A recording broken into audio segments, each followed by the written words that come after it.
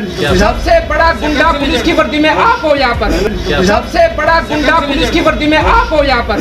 सबसे बड़ा गुंडा पुलिस की वर्दी में आप हो यहाँ पर। आप थे, ये मेरा दिल याद रखना। सरकार की बात करने की मुझे साथ जरूरत नहीं है, ठीक है ना?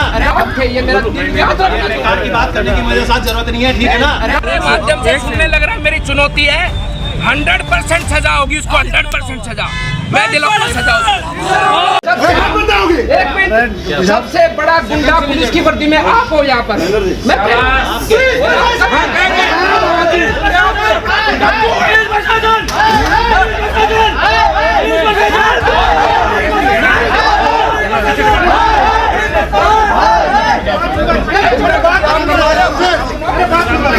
बच्चे भी ये तर्ज करेंगे कि बाप थे, ये मेरा दिल याद रखना। सरकार की बात करने की मुझे साथ जरूरत नहीं है, ठीक है ना?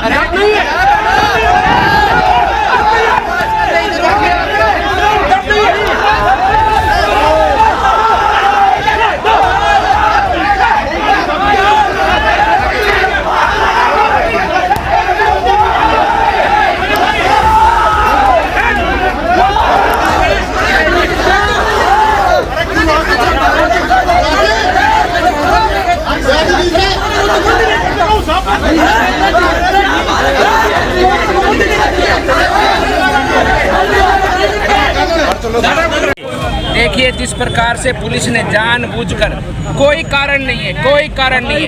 अगर कोई अपराधी है, वो अपराधी यहीं गांव में 4 दिन पहले से रह रहा था, आप पकड़ो उसको देश निकाला करो, उसको गांव निकाला करो, हमें क्या दिक्कत है। लेकिन अनावश्यक रूप से खामे निर्दोष कार्यकर्ताओं को अंदर बंद किया गया, जानबूझकर, इंटेंसली। मैं तो आपके माध्यम से यही कहना चाहता हूँ, जो लोग इस तरह की मानसिकता रखते हैं, ये डीएसपी, इसका नाम क्या है? आनंद राव।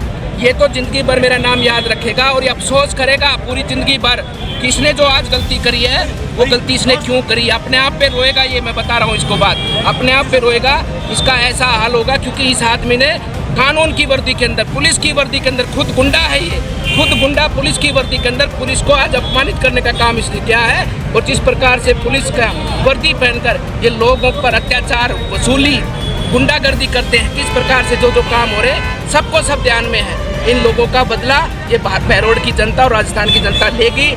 लेकिन आनंद राव, हमेशा मेरा नाम याद रखना, आनंद राव, तू कभी भी शांति तक नहीं सो पाएगा।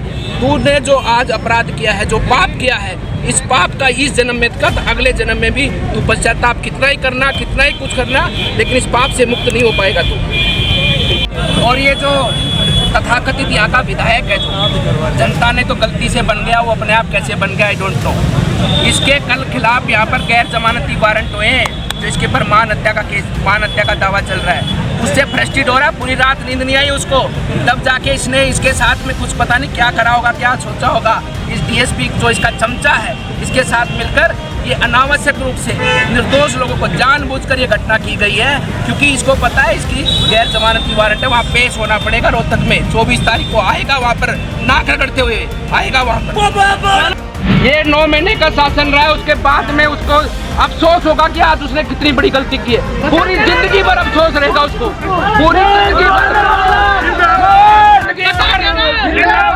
जब तक वो जिएगा, जब तक उसकी जिंदगी में अफसोस करेगा कि उसने इतनी बड़ी गलती करी क्यों, ये पूरी जिंदगी भर याद रखेगा वो। मेरे माध्यम से सुनने लग रहा है, मेरी चुनौती है 100% सजा होगी उसको, 100% सजा। मैं दिलाऊंगा सजा उसको। नमस्कार, दैनिक साथी के डिजिटल प्लेटफॉर्म पर आपका स्वागत है। अलवर सांसद बाबा बालकनाथ का रौद्र रूप आया सामने।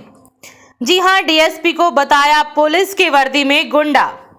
और ये पूरा मामला रविवार सुबह का है, जहां पर पुलिस के द्वारा 4 लोगों को हिरासत में लेने के बाद मामला तूल पकड़ गया, जिस पर बहरौल डीएसपी के द्वारा कांग्रेस नेता बस्तीराम यादव के साथ बदसलूकी की थी।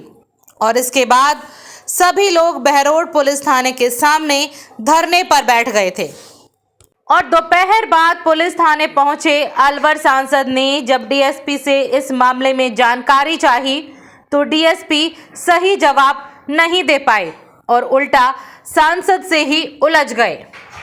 और इस पर अलवर सांसद बाबा बालकनाथ ने डीएसपी को नसीहत देते हुए कहा कि तुम पुलिस की वर्दी में सबसे बड़े गुंडे हो और सिर्फ 9 महीने बचे हैं सरकार में। उसके बाद देखता हूं आपको कौन बचाएगा, क्योंकि जो आप ये कर रहे हैं उसकी सजा आपको जरूर मिलेगी, उसको कोई नहीं बचा सकता। अलवर सांसद बाबा बालकनाथ का यह रूप देखकर मौके पर मौजूद समर्थकों के द्वारा बाबा बालकनाथ जिंदाबाद के नारे लगाए गए और साथ ही बाबा बालकनाथ ने बहरोड विधायक पर आरोप लगाया कि उसकी गुंडागर्दी ज्यादा दिन नहीं चलेगी और वो जो ये कर रहा है वह सरासर गलत है और आने वाली 24 तारीख को रोहतक कोर्ट में गैर जमानती वारंट पर उसको पेश होना है। मेरे द्वारा जो मानहानि का केस कर रखा था और उसके बाद से वो जिस तरह से बचकानी हरकत कर रहा है, जिसमें बहरोड डीएसपी भी शामिल है।